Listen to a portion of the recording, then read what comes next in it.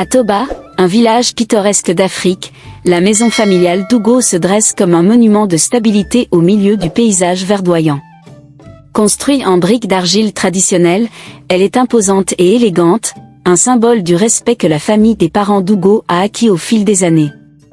Hugo, une jeune fille Igbo de 16 ans, partage cette grande maison avec sa mère depuis le décès de son père.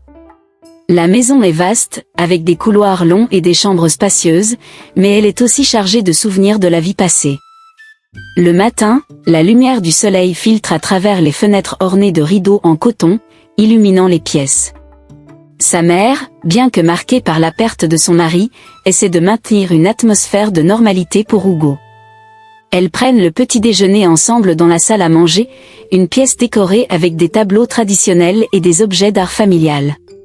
« Hugo, as-tu terminé tes révisions pour l'école ?» demande sa mère en posant une tasse de thé devant elle. Hugo, déjà plongé dans ses livres, répond distraitement. « Oui, maman. Je fais de mon mieux pour être prête pour les examens. » Le climat familial est empoisonné par la présence d'Ike, l'oncle d'Hugo, qui vit dans une chambre adjacente.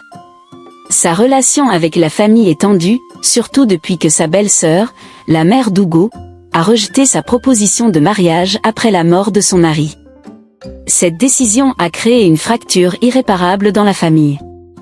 La mort du père d'Hugo a été un coup dur pour toute la famille. Il était respecté dans le village, et sa perte a laissé un vide immense. Les jours qui ont suivi sa mort ont été marqués par des rassemblements de condoléances et des prières, mais la paix n'a jamais vraiment régné dans la maison.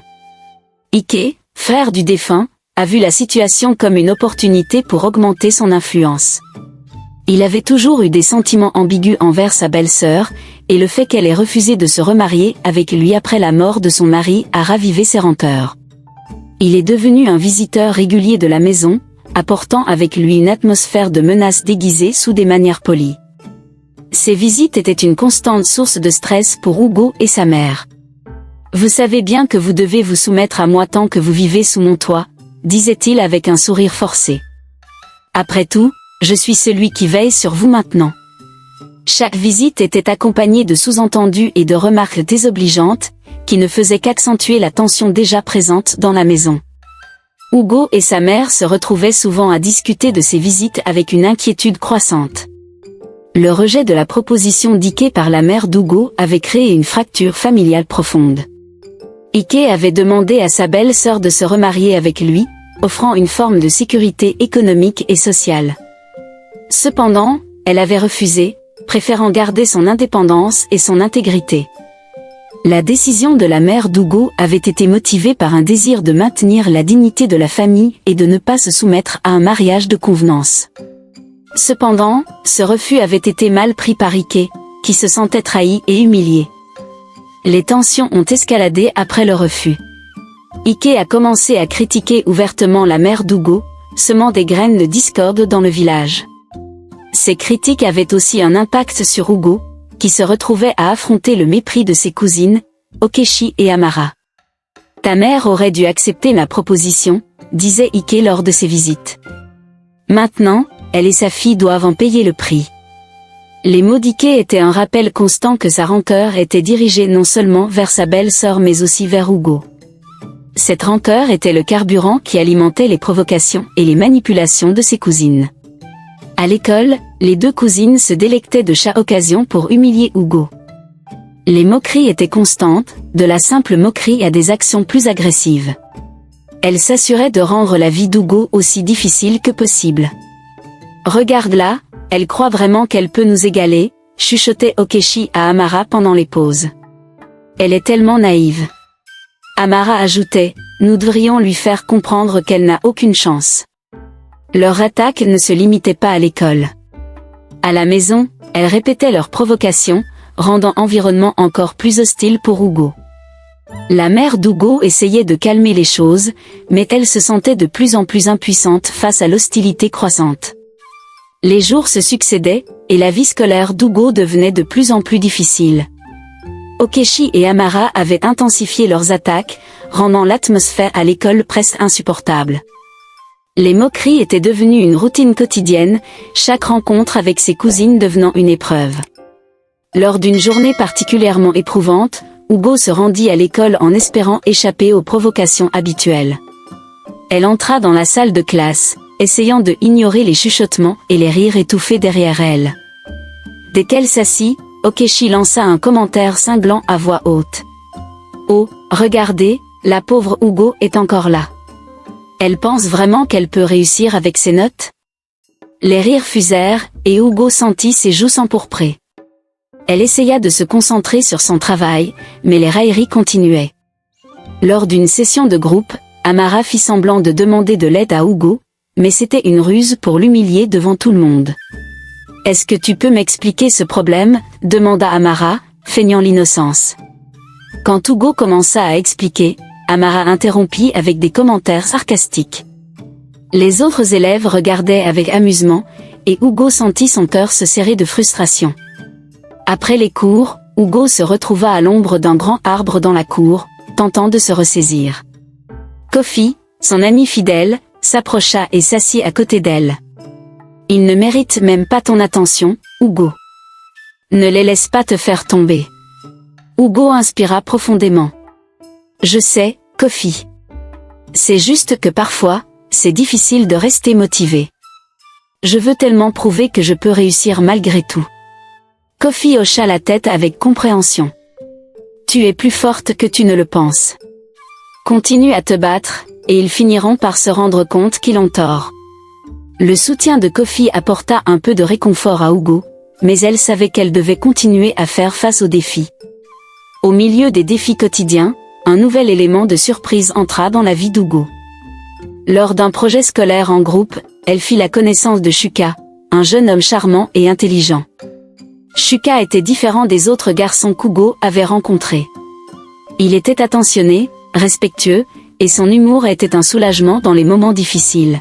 « Alors, que penses-tu de ce projet ?» demanda Shuka en souriant, alors qu'ils travaillaient ensemble sur une tâche de groupe. Ugo, prenant conscience de la gentillesse de Shuka, répondit avec un sourire timide. « Je pense que nous avons de bonnes idées. Merci pour ton aide, ça me soulage vraiment de travailler avec quelqu'un d'aussi compréhensif. » Shuka rit légèrement. « C'est un plaisir de travailler avec quelqu'un qui a une telle détermination. Tu te débrouilles vraiment bien malgré tout. » Peu à peu, Ugo se rendit compte qu'elle éprouvait des sentiments pour Shuka. Chaque conversation et chaque moment passé ensemble était une source de bonheur et d'évasion pour elle. Shuka semblait également apprécier la compagnie d'Ugo, et il l'encourageait toujours à rester positive malgré les difficultés. L'apparition de Shuka dans la vie d'Ugo n'était pas bien accueillie par Okechi et Amara. Elle voyait cette nouvelle relation comme une menace et était déterminée à la détruire. Elles mirent en place un plan pour saboter la relation entre Ugo et Shuka. Un jour, elles trouvèrent une excuse pour discuter avec Shuka, prétendant vouloir des conseils pour un devoir. Elles utilisèrent cette opportunité pour semer le doute et la méfiance dans son esprit. « Shuka, tu sais, Ugo parle beaucoup de toi ces derniers temps, » dit Okechi avec un sourire sournois. Nous nous demandions si tout était vraiment sérieux. Elle a beaucoup de problèmes en ce moment. Shuka, touché par les remarques, commença à douter des intentions d'Ugo. Les commentaires malveillants semèrent le trouble dans son esprit, et il commença à se demander si la relation était une bonne idée. Ugo sentit un changement dans le comportement de Shuka et essaya de comprendre ce qui se passait. Elle l'interrogea, mais il était distant et hésitant, ce qui la rendit inquiète et désemparée. Alors qu'Ugo se battait contre les difficultés scolaires, les cousines, Okechi et Amara, continuaient à bénéficier d'un traitement de faveur grâce à des méthodes peu scrupuleuses. Elles avaient convaincu un professeur de les aider en échange de pots de vin et de faveurs personnelles. Le professeur, un homme d'une 50aine d'années, avait des difficultés financières et fut facilement corrompu. Il accepta de donner aux filles diquées des réponses aux examens et de les faire passer en utilisant des méthodes déloyales. Lors des examens, les filles étaient préparées de manière disproportionnée par rapport aux autres élèves. Leur succès académique était assuré, tandis que les efforts d'Ugo semblaient être vains en comparaison. Les résultats étaient biaisés, et le professeur continuait de tout faire pour donner de mauvaises notes à Ugo contre de belles notes pour Okechi et Amara. Face aux résultats biaisés, Hugo subissait une pression accrue pour maintenir sa bouche fermée et ne pas aller se plaindre chez le directeur. Les notes injustes de ses examens la faisaient paraître comme une élève sous-performante, et les critiques de ses enseignants se faisaient de plus en plus sévères. Un jour, après une évaluation particulièrement difficile, Hugo se rendit dans le bureau du professeur pour discuter de ses résultats. Le professeur, bien que conscient de la situation, fit semblant de ne pas comprendre ses préoccupations. « Je fais de mon mieux, mais il semble que mes efforts ne soient pas reconnus, » dit Hugo, sa voix empreinte de frustration. Le professeur, avec un air impassible, répondit « Les résultats parlent d'eux-mêmes. Peut-être que vous devez travailler plus dur. » Hugo se sentit abattu, mais elle décida de persévérer. Elle savait qu'elle devait trouver un moyen de surmonter ces obstacles injustes pour atteindre ses objectifs. Face à l'injustice croissante, la mère d'Hugo décida qu'il était temps de confronter Ike. Elle rassembla tout son courage et se rendit chez lui pour une confrontation directe. « Ike, il est inacceptable que tu continues à nous tourmenter de cette manière, » dit-elle fermement. « Tes actions ont un impact direct sur la vie de ma fille et la mienne. » Ike, assis dans son salon, accueillit sa sœur avec un sourire calculé. « Oh, vraiment ? Et que comptes-tu faire à ce sujet ?» La mère d'Hugo poursuivit. « Je sais que tu manipules la situation pour nous nuire. Tu as influencé l'école et la communauté pour nous faire échouer. Cela doit cesser. » Ike, bien que visiblement agacé, ne montra aucun signe de culpabilité. « Peut-être que tu devrais te concentrer sur le bien-être de ta fille plutôt que de venir me reprocher des choses. » La confrontation fut tendue, et bien que la mère d'Hugo n'ait pas obtenu de réponse satisfaisante, elle savait qu'elle avait fait un pas important pour affirmer sa dignité. L'annonce du concours national apporta un souffle d'espoir à Hugo. L'affiche du concours, qui promettait une maison en ville et une voiture neuve aux gagnants, fut affichée dans toute l'école et dans le village. Hugo, voyant l'opportunité de changer sa vie et de s'éloigner des difficultés qu'elle rencontrait, se sentit revitalisé. « Maman, regarde !» s'exclama-t-elle en rentrant à la maison. Elle déplia l'affiche et la montra à sa mère, qui l'examina avec des yeux brillants d'espoir. « C'est exactement ce dont nous avons besoin. Cela pourrait tout changer pour nous. » La mère d'Hugo, bien que préoccupée, ne put s'empêcher d'être émue par l'enthousiasme de sa fille. « Tu as raison, Hugo. C'est une chance unique. Nous devons nous préparer et faire de notre mieux. » Hugo passa des nuits à étudier et à se préparer pour le concours, déterminé à saisir cette opportunité. Elle se fixait des objectifs stricts et élaborait des stratégies pour chaque épreuve annoncée. Chaque matin, elle se levait tôt pour réviser et se préparer mentalement. Ses rêves de victoire étaient alimentés par sa volonté de prouver sa valeur et de faire un changement positif dans sa vie. Elle imagina la vie en ville, loin des tensions familiales et des difficultés scolaires. Sa mère, bien que toujours préoccupée, soutenait chaque étape de ses préparatifs avec un encouragement sincère. À l'approche du concours, Hugo intensifia ses préparatifs. Elle se rendit dans les bibliothèques locales, consulta des manuels et participa à des sessions d'études en groupe avec Kofi. Chaque moment était utilisé de manière productive pour optimiser ses chances de succès. Elle établit un plan de révision détaillé, en se concentrant sur les domaines où elle se sentait moins confiante. Ses journées étaient rythmées par des heures d'études, entrecoupées de pauses pour se reposer et se ressourcer. « Je dois être prête pour tout ce qui peut arriver », disait-elle souvent à Kofi, qui était devenu son plus grand soutien. Ce concours pourrait être la clé pour tout changer. Le soir avant le concours, Hugo vérifia encore une fois ses documents et ses notes. Elle se rendit au lit tôt, bien que l'excitation l'empêchât de dormir. Elle visualisait sa performance et s'imaginait remportant le prix, déterminée à faire tout ce qui était en son pouvoir pour réussir. Ike et ses filles étaient déterminées à s'assurer qu'Hugo ne remporte pas le concours. Ils commencèrent à élaborer un plan pour saboter ses efforts. Ike, utilisant ses connexions, engagea des individus pour perturber Hugo le jour du concours.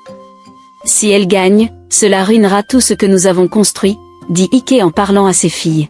« Nous devons nous assurer qu'elle ne pourra pas participer. » Okechi et Amara, excités par la perspective de voir leur cousine échouer, commencèrent à mettre en œuvre leur plan. Elles corrompirent des membres du personnel du concours pour garantir que des obstacles se dresseraient sur le chemin d'Hugo. Les détails de leur plan étaient méticuleusement conçus pour éviter les suspicions. La veille du concours, Hugo fut confronté à une situation désespérée.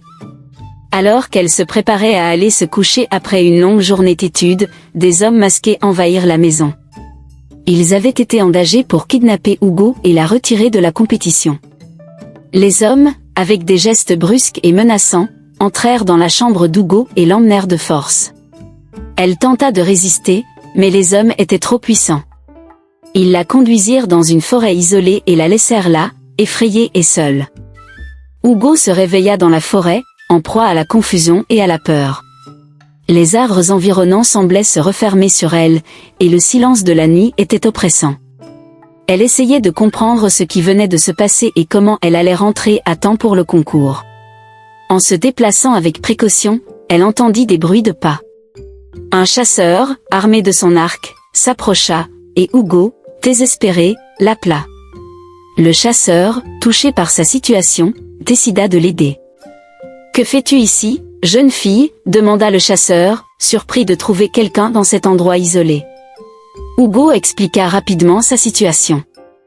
Le chasseur, bien que sceptique, accepta de la ramener chez elle après avoir constaté qu'elle était en détresse. Le chasseur conduisit Hugo à travers la forêt, essayant de trouver un chemin sûr pour rentrer. Hugo était reconnaissante, mais elle était consciente du temps qui passait. Chaque minute était précieuse, et elle devait se rendre au centre du concours le plus rapidement possible. « Merci infiniment pour votre aide », dit Hugo avec gratitude. « Je dois absolument me rendre à ce concours. » Le chasseur hocha la tête. « Nous devons faire vite. Je vais te conduire aussi près que possible. » Ils arrivèrent à la maison d'Hugo, où elle prit ses affaires et se précipita vers le centre du concours. Le chasseur lui souhaita bonne chance avant de repartir dans la forêt. Hugo arriva au centre du concours avec une heure de retard. Les participants étaient déjà installés dans la salle, et les épreuves avaient commencé. Son cœur battait la chamade alors qu'elle se dirigeait vers l'endroit où se tenaient les examens. Les organisateurs et les juges étaient surpris de la voir arriver si tard, mais Hugo, déterminé, expliqua rapidement sa situation. Malgré le scepticisme initial, ils acceptèrent de lui permettre de participer, reconnaissant la gravité de son retard. Hugo entra dans la salle d'examen, le stress et la fatigue pesant sur elle, mais elle se concentra sur la tâche devant elle. Sa détermination et son courage étaient palpables. À l'intérieur de la salle d'examen, Hugo s'assit et commença à travailler sur les épreuves. La fatigue de la nuit précédente et le stress accumulé ne l'empêchèrent pas de se concentrer sur chaque question. Chaque réponse était donnée avec précision, reflétant ses années de préparation et son désir de réussir. Ses adversaires, bien que surpris par sa présence, se concentraient sur leurs propres tâches. Hugo utilisa chaque minute pour démontrer ses compétences, travaillant avec une intensité et une passion renouvelées. Les juges observaient son travail avec attention, impressionnés par la manière dont elle surmontait les obstacles malgré les circonstances difficiles. Okechi et Amara, apprenant le kidnapping d'Hugo, étaient ravis. Elles se réjouissaient déjà de leur victoire probable, se préparant à célébrer leur succès. Leur arrogance les amena à organiser une petite fête en l'honneur de leur victoire à venir. « Hugo est définitivement éliminé », disait Okechi avec un sourire satisfait. « Le concours est à nous maintenant. » Amara ajouta avec un rire malicieux, « Nous devrions profiter de notre victoire avant même que les résultats ne soient annoncés. » Leur célébration était marquée par une arrogance déconcertante. Elles se vantèrent de leur supposée réussite, ignorant que la compétition était loin d'être terminée. Malgré le retard et les difficultés rencontrées, Hugo réussit à compléter l'épreuve avec une performance impressionnante. Son travail était exceptionnel, et les juges furent stupéfaits par la qualité de ses réponses. Les efforts qu'elle avait déployés et les défis qu'elle avait surmontés étaient évidents dans chaque réponse qu'elle fournissait. Les membres du jury, reconnaissant la persévérance et le talent d'Hugo, commencèrent à discuter de ses performances avec admiration. Sa capacité à exceller malgré les obstacles fut notée comme un facteur clé de son évaluation. Après le concours, Hugo retourna à l'école, où elle entendit des rumeurs sur les événements récents. Elle apprit que ses cousines avaient été impliquées dans des manigances pour la faire échouer. La nouvelle de leur trahison la déstabilisa, mais elle décida de garder son calme. Elle chercha Kofi, qui l'accueillit avec un regard inquiet. « J'ai entendu des choses sur Okechi et Amara. Ils ont fait tout ce qu'ils pouvaient pour te faire échouer. » Ugo, bien que déçu, répondit avec une détermination renouvelée. « Peu importe ce qu'ils ont fait. Ce qui compte maintenant, c'est ce que je fais. Je vais continuer à avancer. » Les conséquences des actions d'Okechi et Amara commencèrent à se faire sentir. Leur implication dans la corruption des examens fut révélée, entraînant des mesures disciplinaires sévères de la part de l'école. Les conséquences pour les filles étaient immédiates et dévastatrices. Les enseignants et les autres élèves étaient choqués par les révélations. L'école prit des mesures pour assurer l'équité, et les filles d'Ike se trouvaient en difficulté, avec des sanctions sévères qui affectèrent leurs résultats académiques et leur réputation. Le professeur corrompu, ayant profité de la situation, continua à manipuler Okechi et Amara pour éviter de se faire découvrir. Il utilisait les mêmes méthodes pour maintenir son contrôle et s'assurer que les filles continuent à obtenir des résultats favorables en échange de faveurs. « Ne laissez personne découvrir ce que nous avons fait », leur conseilla le professeur. « Sinon, nous risquons tous de tout perdre. » Les filles, maintenant conscientes des véritables intentions du professeur, étaient désemparées mais continuèrent à se conformer à ses exigences pour éviter d'autres complications. Quelques jours après le concours, les résultats furent annoncés. L'excitation était palpable dans le village et l'école alors que les résultats étaient dévoilés. Ugo, malgré toutes les difficultés, fut déclarée gagnante du concours. La salle explosa en applaudissements et en acclamations lorsque son nom fut annoncé. Ugo, émue et heureuse, se rendit sur scène pour recevoir ses prix. La victoire était le résultat de son travail acharné et de sa détermination face aux obstacles. Les cousines d'Ugo, choquées et humiliées, se trouvèrent face à l'ampleur de leur échec. La communauté, bien que surprise, commença à célébrer la réussite d'Ugo. La victoire d'Ugo fit l'effet d'une onde de choc dans la communauté. Les nouvelles de sa victoire se répandirent rapidement, et les membres du village commencèrent à reconnaître ses efforts et ses réalisations. Les persécuteurs d'Ugo, en particulier Okechi et Amara, furent confrontés à la réalité de leur échec. Leur arrogance et leur manigance avaient échoué, et leur réputation en souffrit gravement. Les membres de la communauté commencèrent à les voir sous un jour moins favorable. Okechi et Amara se retrouvèrent isolés et humiliés. Les autres élèves et membres de la communauté les évitaient, et leur réputation était ruinée. Leur échec était devenu un sujet de moquerie et de mépris. « Nous avons tout gâché », dit Okechi avec amertume. « Tout ce que nous avons fait n'a servi à rien. » Amara, abattu, répondit « Nous aurions dû laisser Ugo tranquille. Maintenant, nous devons faire face aux conséquences. » Leurs tentatives de réhabilitation échouèrent, et elles durent accepter les conséquences de leurs actions. Le professeur, ayant atteint ses propres objectifs, trahit Okechi et Amara après les avoir séduites. Il les abandonna sans explication et disparut, laissant les filles seules avec leurs problèmes. Les filles, maintenant enceintes, se trouvèrent sans soutien et sans recours. Leur situation devint de plus en plus désespérée alors qu'elles faisaient face à leurs responsabilités sans l'aide du professeur. Ike, apprenant les grossesses de ses filles, entra dans une rage incontrôlable. La situation le déstabilisa et l'affecta profondément. Il blâma Ugo et sa mère pour les malheurs de sa famille, malgré le fait que les responsabilités lui incombaient. « Comment avez-vous osé ?» cria Ike en confrontant ses filles. « Vous avez ruiné notre réputation et notre avenir. » Les filles, maintenant désespérées, tentèrent de calmer leur père, mais la colère d'Ike était trop intense. Leurs conflits familiaux atteignirent un nouveau sommet, et Ike devint de plus en plus difficile à gérer. Le village, prenant connaissance des événements récents, se retourna contre la famille d'Ike.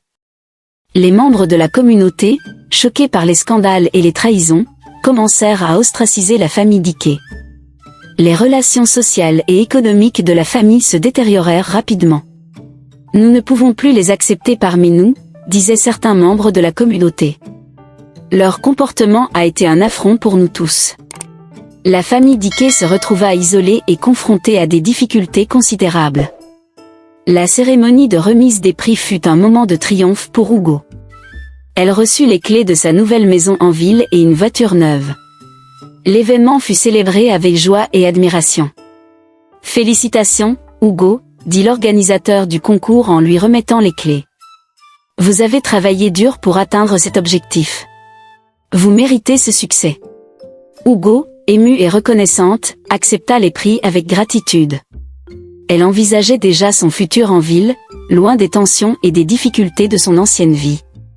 Le déménagement vers la ville marqua un nouveau départ pour Hugo. Elle fit les derniers préparatifs, emballa ses affaires et se prépara à commencer une nouvelle vie. Sa mère l'aida avec les arrangements, bien que la séparation fût un moment empreint de mélancolie.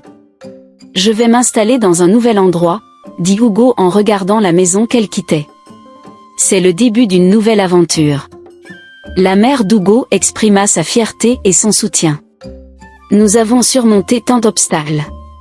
Je suis si fière de toi, ma chérie. » Alors que Hugo commençait sa nouvelle vie, un accident tragique frappa Ike. Le choc de l'accident transforma la dynamique familiale et amplifia les difficultés de la famille Dickey. L'accident fut largement commenté dans le village, ajoutant à la misère de la famille. Les membres de la communauté, bien que divisés, commencèrent à ressentir un mélange de pitié et de mépris pour Ike. Les conséquences de l'accident marquèrent un tournant décisif pour la famille. La mort d'Ike provoqua une réaction mitigée au sein de la communauté. Les membres du village étaient partagés entre la compassion et la satisfaction face aux difficultés de la famille Dickey. La perte d'Ike fut ressentie comme un bouleversement, et la communauté dut faire face à cette tragédie tout en réévaluant ses relations avec la famille. Okechi et Amara, maintenant seuls et confrontés aux réalités de leurs actions, furent rejetés et isolés par la communauté. Leur réputation et leur statut étaient irrémédiablement endommagés. Elles se trouvèrent sans soutien ni compassion, et leur situation devint de plus en plus difficile. La mère d'Hugo, malgré les épreuves et les difficultés qu'elle avait traversées, était extrêmement fière de la réussite de sa fille. Lors d'un rassemblement pour célébrer le succès d'Hugo, elle exprima sa fierté devant le village. « Mes chers amis, je veux vous dire combien je suis fière de ma fille, Hugo », commença-t-elle en se tenant devant un groupe de voisins et d'amis. Elle a travaillé si dur, et sa victoire est le résultat de son courage et de sa détermination. Elle a surmonté tellement d'obstacles, et aujourd'hui, elle a mérité chaque récompense qu'elle a reçue. Les villageois, touchés par ces paroles, applaudissaient et exprimaient leur admiration pour Hugo. Les épreuves qu'elle avait affrontées faisaient désormais partie intégrante de son histoire, et sa victoire était saluée comme un exemple de résilience et de persévérance. Hugo, ému par les mots de sa mère, se tourna vers elle avec un sourire. « Merci, maman. Sans ton soutien, je n'aurais jamais pu y arriver. » La mère d'Hugo l'embrassa tendrement. « Nous avons traversé beaucoup de choses ensemble, et cette victoire est pour nous deux. » Avec le début de sa nouvelle vie en ville, Hugo se concentra sur la planification de son avenir. Elle visita sa nouvelle maison et commença à la décorer selon ses goûts, cherchant à créer un espace qui reflétait ses rêves et ses aspirations. Elle prit contact avec des agences pour explorer les opportunités professionnelles et les écoles locales. Chaque décision était prise avec soin, car elle voulait s'assurer que sa transition vers la ville soit aussi réussie que possible. Je veux commencer par trouver un emploi qui me permettra de mettre en pratique ce que j'ai appris, dit-elle en discutant avec sa mère. Et peut-être aussi poursuivre des études pour continuer à me développer. Sa mère, bien que triste de la voir partir, était ravie de voir Hugo aussi déterminé et optimiste. « Je sais que tu vas réussir, ma chérie. Tu as déjà montré à quel point tu es capable. » Les premiers jours à la ville furent un tourbillon de nouvelles expériences pour Hugo. Elle découvrit les défis de la vie urbaine, des déplacements dans une grande ville aux différentes interactions sociales. L'adaptation à son nouvel environnement n'était pas facile, mais elle était déterminée à faire face à chaque obstacle. Elle se familiarisa avec le transport public, apprit à gérer ses finances et s'adapta aux exigences de son nouvel emploi. Les premières semaines furent intenses, et le stress de la transition était palpable. La ville est si différente de notre village, confia-t-elle à Kofi lors d'un appel téléphonique. Il y a tellement de choses à apprendre et à comprendre. Kofi, qui avait suivi ses progrès avec intérêt, l'encouragea. Tu as déjà prouvé que tu es capable de surmonter les difficultés. Ce ne sera qu'une question de temps avant que tu te sentes à l'aise. Dans sa quête pour réussir en ville, Hugo rencontra un mentor, Madame Johnson, une femme influente dans le domaine qu'elle souhaitait explorer. Madame Johnson, impressionnée par la détermination d'Hugo, accepta de la guider dans ses démarches professionnelles. Je vois en toi une grande potentialité, Hugo, dit Madame Johnson lors de leur première rencontre. Je vais t'aider à naviguer dans ce nouveau monde et à développer tes compétences. Sous la tutelle de Madame Johnson, Hugo reçut des conseils précieux et des opportunités de développement professionnel. Elle apprit à établir des contacts, à présenter ses idées de manière convaincante et à se démarquer dans son domaine. Alors qu'Hugo s'adaptait à sa nouvelle vie, elle retrouva l'amour avec un jeune homme nommé David. Ils se rencontrèrent lors d'un événement social et découvrirent qu'ils avaient beaucoup en commun. David était soutenant et compréhensif, et leur relation se développa rapidement. « Je suis si heureux de t'avoir rencontré, Hugo, » dit David lors d'un rendez-vous. « Tu apportes une telle lumière dans ma vie. » Hugo, touché par ces mots, répondit « Je me sens chanceuse de t'avoir à mes côtés. Je sais que nous avons un avenir prometteur ensemble. » Leur relation offrit à Hugo un nouveau souffle d'espoir et de bonheur, lui permettant de trouver un équilibre entre sa vie professionnelle et personnelle. Avec l'aide de son mentor, Hugo découvrit diverses opportunités professionnelles en ville. Elle participa à des événements de réseautage, postula pour des postes intéressants et s'impliqua dans des projets qui enrichirent son expérience. « J'ai trouvé une offre d'emploi qui semble vraiment prometteuse », annonça-t-elle à Madame Johnson. « Je pense que cela pourrait être un excellent tremplin pour ma carrière. » Madame Johnson, enthousiaste, répondit « C'est une excellente opportunité. Avec ta détermination et ton talent, je suis sûre que tu réussiras à décrocher ce poste. » Hugo se lança dans cette nouvelle aventure avec confiance, convaincu que chaque étape était un pas vers la réalisation de ses rêves. Alors qu'Hugo poursuivait sa vie en ville, une réconciliation inattendue se produisit avec Amara. Les circonstances difficiles avaient changé Amara, et elle chercha à se racheter auprès d'Hugo. Elle prit contact avec elle pour exprimer ses regrets. « Hugo, je suis désolée pour tout ce que nous avons fait, » dit Amara lors de leur rencontre. « J'ai beaucoup réfléchi à mes actions et je veux m'excuser sincèrement. » Hugo, bien que surprise, accepta les excuses d'Amara. « Nous avons tous fait des erreurs. Je suis heureuse de voir que tu reconnais tes torts. Je pense que nous devons avancer et laisser le passé derrière nous. » Cette réconciliation permit à Amara de trouver un certain apaisement, et Hugo se sentit libéré de la rancœur qu'elle avait pu ressentir. Avec son succès, Hugo décida de redonner à la communauté. Elle utilisa une partie de ses récompenses pour financer des projets locaux et soutenir des initiatives éducatives. Elle souhaitait contribuer à améliorer les conditions de vie de ceux qui l'avaient soutenue. « C'est important pour moi de faire quelque chose de positif avec ce que j'ai gagné, » expliqua-t-elle lors d'une réunion communautaire. « Je veux aider à créer des opportunités pour les autres comme cela m'a été donné. » Les membres de la communauté, reconnaissants, accueillèrent ses efforts avec enthousiasme.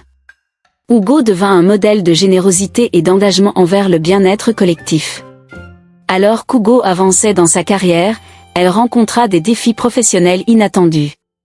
Les exigences du poste étaient plus élevées que prévu, et elle se trouva confrontée à des situations complexes. « Ce n'est pas facile », confia-t-elle à David. « Chaque jour apporte de nouveaux défis, et je dois constamment m'adapter. » David, toujours soutenant, répondit « Tu es capable de surmonter ces obstacles. Tu as déjà prouvé ta force et ta détermination. Continue à avancer avec confiance. » Hugo, bien que stressé, se concentra sur la résolution des problèmes et chercha des solutions innovantes pour réussir dans son nouveau rôle. La relation entre Hugo et David devint plus solide avec le temps. Ils traversèrent ensemble les hauts et les bas de la vie urbaine, trouvant du soutien mutuel dans les moments difficiles. Nous avons réussi à surmonter tant de choses ensemble, dit David lors d'une soirée romantique. Je suis convaincu que nous pouvons faire face à tout ce qui se présente à nous. Hugo, touché par ces mots, répondit, notre relation est devenue une source de force pour moi. Je sais que nous avons un avenir radieux devant nous. Leur amour grandissant était un pilier essentiel de la vie d'Hugo, lui offrant une stabilité émotionnelle et un soutien indéfectible. Avec le succès et la stabilité de sa nouvelle vie, Hugo se retrouva confronté à un choix difficile concernant son avenir. Elle devait décider si elle voulait poursuivre une carrière spécifique ou explorer de nouvelles opportunités qui s'offraient à elle. C'est un choix difficile, admit-elle à Madame Johnson. Les deux options ont leurs avantages et leurs défis. Madame Johnson, offrant des conseils avisés, répondit, choisis ce qui te passionne le plus. Ton bonheur et ta satisfaction personnelle sont essentiels pour réussir à long terme. Hugo prit le temps de réfléchir à ses aspirations et choisit la voie qui correspondait le mieux à ses rêves et à ses objectifs personnels. Une nouvelle opportunité se présenta à Hugo, offrant la possibilité de travailler sur un projet qui correspondait parfaitement à ses intérêts. Cette opportunité était à la fois excitante et prometteuse, et elle décida de la saisir. C'est exactement ce que je cherchais, dit-elle à David. Ce projet pourrait vraiment faire avancer ma carrière et m'apporter beaucoup de satisfaction. David, enthousiaste pour elle, l'encouragea. C'est une excellente décision. Je suis sûr que tu vas exceller dans ce nouveau rôle. Hugo se lança dans cette nouvelle aventure avec passion et détermination, convaincu que cette opportunité était une étape importante de sa carrière. Le travail d'Hugo sur le nouveau projet reçut une reconnaissance professionnelle significative. Ses contributions furent saluées par ses collègues et ses supérieurs, et elle reçut des récompenses pour son excellence. Félicitations, Hugo, dit Madame Johnson lors de la remise des prix. Ton dévouement et ton travail acharné ont vraiment payé. Hugo, reconnaissante, accepta les récompenses avec humilité. Je suis heureuse de voir que mon travail est apprécié. Cela me motive à continuer à donner le meilleur de moi-même. Cette reconnaissance renforça sa position professionnelle et ouvrit la voie à de nouvelles opportunités. Le succès continu d'Hugo attira l'attention des médias. Elle fut interviewée par plusieurs journalistes et apparut dans des articles et des reportages, devenant une figure inspirante pour de nombreux jeunes. Hugo, vous êtes devenu un modèle pour beaucoup. Comment avez-vous surmonté les défis et atteint votre niveau de réussite, demanda un journaliste lors d'une interview. Hugo répondit avec sincérité, la clé a été la persévérance et le soutien de mes proches. Je crois qu'avec détermination et passion, nous pouvons surmonter n'importe quel obstacle. Ces apparitions médiatiques contribuèrent à renforcer son image publique et à inspirer d'autres personnes à poursuivre leurs rêves. Avec la stabilité professionnelle et le succès qu'elle avait atteint, Hugo commença à planifier un futur avec David. Ils discutèrent de leur projet à long terme, envisageant la possibilité de se marier et de construire une famille. Je suis tellement heureux avec toi, Hugo, dit David lors d'une soirée. J'aimerais vraiment que nous construisions notre avenir ensemble. Hugo, ému par ces paroles, répondit, je me sens prêt à avancer vers cet avenir avec toi. Je crois que nous avons un beau chemin à parcourir ensemble. Leur engagement réciproque marqua le début d'une nouvelle étape dans leur vie commune, pleine de promesses et d'espoir. Le dernier chapitre de l'histoire d'Hugo se conclut par une vision de l'avenir prometteur qu'elle et David allaient construire ensemble. Ils avaient traversé de nombreuses épreuves et réalisé leurs rêves, et leur avenir semblait rempli de possibilités. Nous avons réussi à surmonter tant d'obstacles, dit Hugo en regardant vers l'avenir avec David à ses côtés. Je suis impatiente de voir ce que l'avenir nous réserve.